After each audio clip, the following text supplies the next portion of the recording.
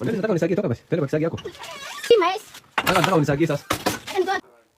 Mvulana mmoja mwenye umri wa miaka 13 kutoka kaunti ya West Pokot amezua mdahalo mkubwa katika jamii baada yake kufanya uamuzi wa kuacha masomo na kuingilia shughuli za biashara. Unaweka mahindi hiyo, mahindi ni ya nani? Mvulana huyu ambaye jina lake limehifadhiwa kutokana na umri wake mdogo ametetea uamuzi huu huku akinadi kuwa ameepuka masomo kutokana na msongamano wa mawazo inayotokana na shughuli za masomo ya darasani. Mimi nimekata shule mara moja. Kwa nini? Mimi nifanye biashara ya kila kitu.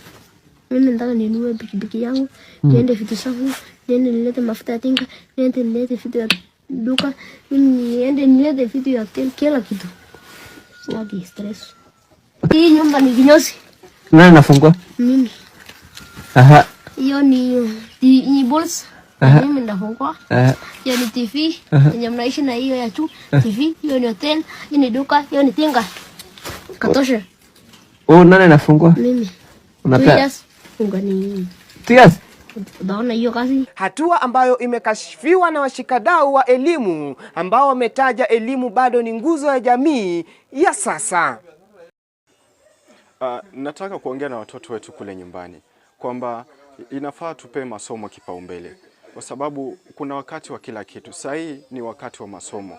Unajua sahii unaweza kuwa kwamba umefanya uamuzi sahihi wa kuacha kusoma ili kuanza biashara ama kufanya shughuli zako kule nyumbani, lakini utaathiriwa kule mbeleni wakati wa maisha yako. Kwa hivyo pia nataka niongee na wazazi wetu. Tukae na wanafunzi wetu, tukae na watoto wetu, tuwafundishe, tuwape ushauri wa umuhimu wa masomo. Alafu pia tukiangalia sehemu kama West Pokot, tutakuja kuona kwamba ni sehemu ambayo imeachwa nyuma kimasomo na kivivyote vile. Na hii ni kulingana na utovu wa usalama. Yote 9, 10 ni kwamba elimu ni mwanga hata gizani uzaga. Philip Olingo ndilo langu jina ndani ya runinga ya Siku Njema.